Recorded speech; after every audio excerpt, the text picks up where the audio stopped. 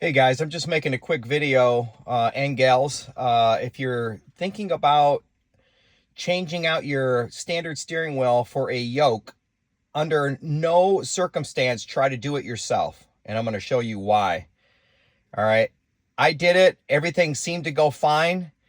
And then I started having errors come up for low voltage for some reason. So I decided to take the steering wheel back off. This is the steering wheel that I was putting on right here, and this is what I've got right here. What it did is it pulled that plastic piece off, okay? Once that happens, there you go.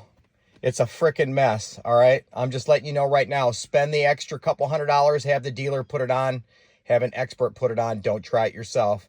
I've done a lot of upgrades, and I've never had an issue. And, you know, a lot of mods, let's put it that way. Yeah, don't do it.